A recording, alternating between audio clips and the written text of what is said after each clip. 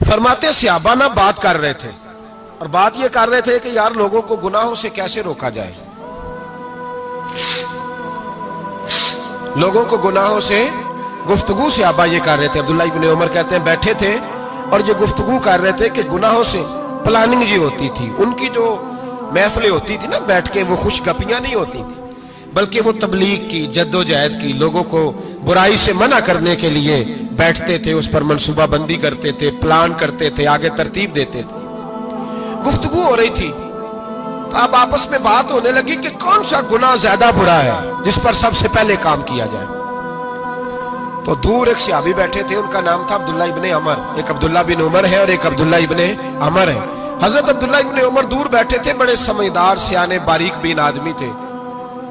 تو حضرت عمر فاروق اپنے بیٹے سے کہنے لگے جا عبداللہ ابن عمر سے پوچھ کے آ کہ سب سے سخت گناہ کون سا ہے۔ توجہ ہے میرے بھائیوں، ادھر دیکھیے گا میری جانب، پوچھ کے آ کہ سخت گناہ کون سا ہے۔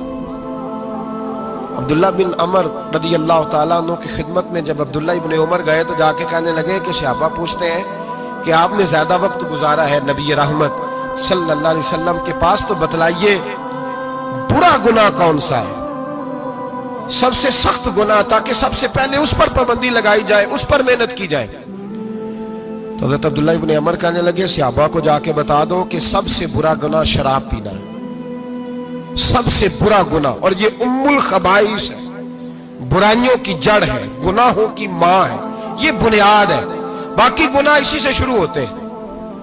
کہتے ہیں میں نے آ کے بتایا تو حضرت ابو بکر صدیق رضی اللہ تعالیٰ عنہ سیدنا فاروق اعظم کہنے لگے خود جاتے ہیں، ان کے پاس خود جاتے ہیں، چونکہ ہم نے بات سننی ہے ہم خود جاتے ہیں اور ان سے جا کر کے سوال کرتے ہیں کہ اگر آپ کو اس تفصیل کا پتہ ہے نا تو اس کے پیچھے بھی کوئی تفصیل ہوگی جو میرے نبی پاک نے بیان کی ہوگی صلی اللہ تعالی علیہ وسلم، اس تفصیل کا بھی آپ کو پتہ ہوگا جو نبی پاک نے بیان کی ہوگی، اس بات کے پیچھے جو بیک گراؤنڈ ہے، جو پس منظر ہے۔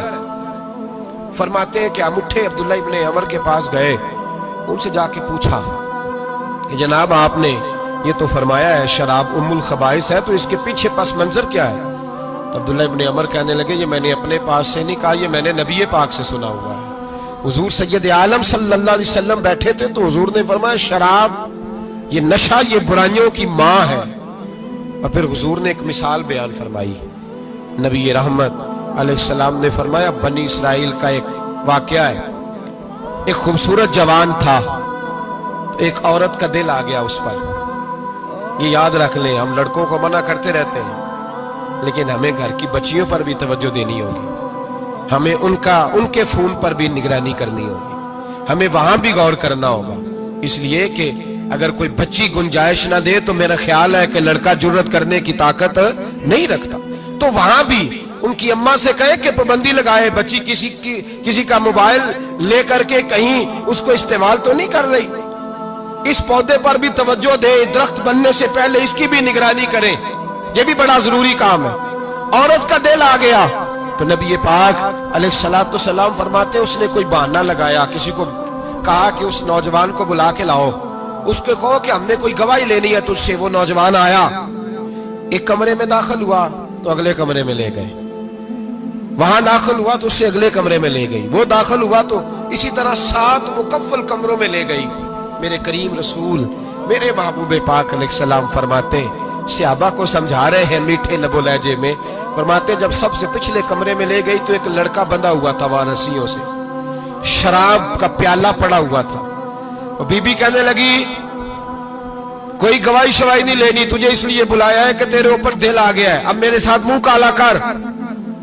تو وہ جوان کہنے لگا نہیں، میں نے اپنے نفس کو پاک رکھا ہوا ہے، میری نظر بھی پاک ہے، دل بھی پاک ہے، اور اس کی برکت یہ ہے کہ رب نے میری روح کو بھی پاک رکھا ہوا ہے، تو میں یہ حرکت نہیں کر سکتا۔ پاک لوگ پلید کاموں کی جانب توجہ نہیں کرتے، میں یہ حرکت نہیں کر سکتا۔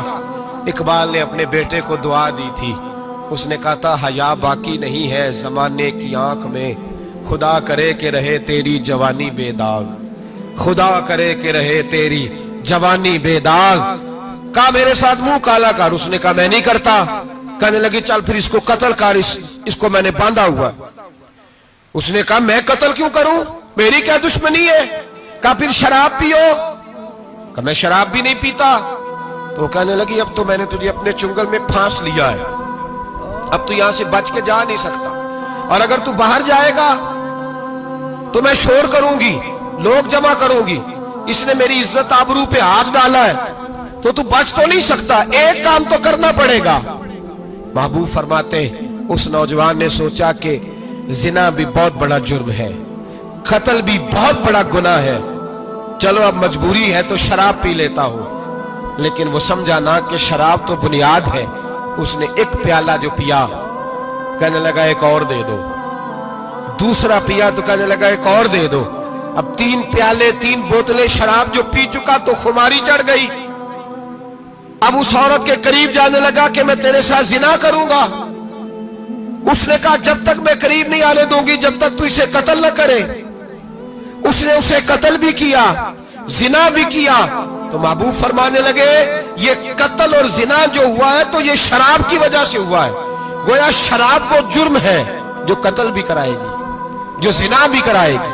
और अगर आप नशई को देखें, अगर आप शराबी को देखें, तो क्या वो डकैतियां नहीं करता फिरता, वो चोरियां नहीं करता, वो अपनी ही माँ का जेवर नहीं बेच आता, वो अपनी ही बहन का पड़ा हुआ जहेज नहीं बेच आता, वो अपने ही घर में डाके नहीं डालता, वो अल्लाह के घर मस्जिद में आकर के चोरी नहीं करता,